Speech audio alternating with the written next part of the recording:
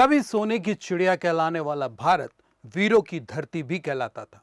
इस धरती पर ऐसे ऐसे महानायकों ने जन्म लिया है जिनका इतिहास भारत भूमि को नए योद्धाओं से फिर भर सकता है। लेकिन राजनीतिक चालों ने देश को बुरी तरह से उलझा दिया है। फिर भी इतिहास के पन्ने अमिट हैं, जो किसी न किसी तरह से सामने आते ही रहेंगे और ऐतिहासिक हकीकत की ज्वाला भारतीय दिलों में जलती रहेगी। नमस्कार दोस्तों, मैं हूं अभिषेक दुबे और स्वागत है आपका हमारे चैनल CGNN लाइव पर, जहां हम भारत के उन गुमनाम नायकों की कहानी सुनाते हैं जिन्होंने अपनी जान की बाजी लगाकर आजादी की मशाल जलाई। आज हम बात करेंगे छत्तीसगढ़ के उस वीर योद्धा की जिन्हें सोना खान का महानायक कहा जाता है। वो नाम है शहीद वीर नारायण सिंह। 1857 की क्रांति से एक साल पहले ही उन्होंने ब्रिटिश राज के खिलाफ बगावत का बिगुल फूंक दिया था। भूखे लोगों के लिए अनाज लूटा, ब्रिटिश ठिकानों पर हमला बोला और आखिर में फांसी पर चढ़ते हुए भी मुस्कुराए। लेकिन ये कहानी सिर्फ विद्रोह की नहीं, बल्कि न्याय, दया और आदिवासी अस्मिता की है। अगर आप इतिहास के इस हीरो की पूरी सिलसिलेवार कहानी जानना चाहते हैं तो वीडियो को लाइक करें, शेयर करें, सब्सक्राइब करें और अंत तक देखें। चलिए शुरू करते हैं उनकी जिंदगी की यात्रा।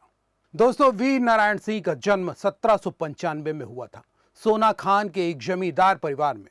सोना खान, जो आज छत्तीसगढ़ के बलौदा बाजार भाटा पारा जिले में है, वह जगह आदिवासी संस्कृति की धड़कन है। वे बिंजवार जनजाति से थे, जिनके पूर्वज मूल रूप से गोंड थे और सारंगढ़ से सोना खान आकर बसे थे। उनके परदादा सोना खान के दीवान थे और पिता राम राय एक साहसी योद्धा। 1818-19 में पिता ने ब्रिटिश और भोसलों के खिलाफ तलवार उठाई थी, जो वीर नारायण सिंह को विरासत में मिली। बचपन से ही वीर नारायण सिंह दयालु और निष्पक्ष थे। लोग उन्हें अपना रक्षक मानते थे। एक बार की बात है, जब वे युवा अवस्था में थे तो एक मानवहारी शेर ने गांव वालों पर हमला बोला। नारायण सिंह ने तलवार से उसका वध कर दिया। इस बहादुरी पर ब्रिटिश अफसरों ने उन्हें वीर की उपाधि दी। 1830 में मात्र 35 साल की उम्र में पिता के निधन के बाद उन्होंने जमींदारी संभाली। लेकिन वे साधारण जमींदार नहीं थे, गरीबों की आवाज, किसानों के साथी थे। ब्रिटिश राज के तहत जंगल, जमीन और पानी पर कब्जा हो रहा था, लेकिन वीर नारायण सिंह कभी झुके नहीं। वे आदिवासियों को संगठित करते, न्याय की लड़ाई लड़ते। उनकी ये जिंदगी ब्रिटिशों के लिए खतरा बनने वाली थी। अब आते हैं 1856 पर, जब छत्तीसगढ़ पर 3 साल से सूखे का कहर टूट रहा था। फसलें बर्बाद, नदियां सूखी, लोग भूख से तड़प रहे थे। ब्रिटिश व्यापारी और साहूकार अनाज जमा कर ऊंचे दामों पर बेच रहे थे। हजारों आदमी जानवर मर रहे थे, लेकिन ब्रिटिश सरकार को फर्क नहीं पड़ रहा था।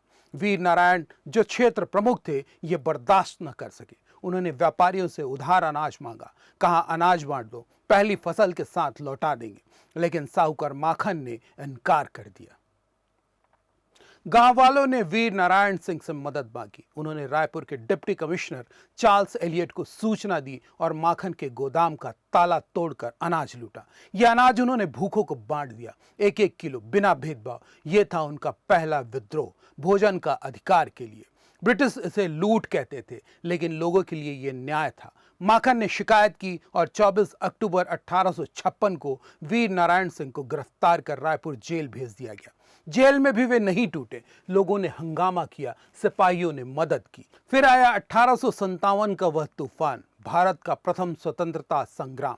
मेरठ से आग भड़की तो छत्तीसगढ़ के जंगलों में भी चिंगारी सुलग उठी। अगस्त 1857 में जनता और सिपाहियों की मदद से वीर नारायण सिंह जेल से फरार हो गए। संबलपुर के राजा सुरेंद्र साई ने भी साथ दिया। वे सोना खान लौटे और आदिवासी योद्धाओं की फौज खड़ी की। घोड़े पर सवार होकर उन्होंने ब्रिटिश चौकियों पर धावा बोला, आपूर्ति लाइनों को काटा, खजाना लूटा। एक बार तो अफसर स्मिथ की सेना से भिड़े, जहां उन्होंने ब्रिटिशों को धूल चटा दी। लेकिन दुश्मन कम न थे। दूसरे जमींदार जैसे देवरी के ठाकुर, उनके चाचा ने ब्रिटिश का साथ दिया। ब्रिटिशों ने गांव जलाए, लोगों पर अत्याचार किए। वीर नारायण सिंह का दिल पिघला। उन्होंने लोगों की रक्षा के लिए आत्मसमर्पण कर दिया। लेकिन ब्रिटिश सरकार ने धोखे से उन्हें गिरफ्तार किया। एक दावत का न्योता देकर पकड़ा गया। मुकदमे में राजद्रोह का आरोप लगाया और सजा सुनाई, फांसी। 10 दिसंबर 1857 को रायपुर के जय स्तंभ चौराहे पर 62 साल की उम्र में वीर नारायण सिंह को सार्वजनिक फांसी दी गई।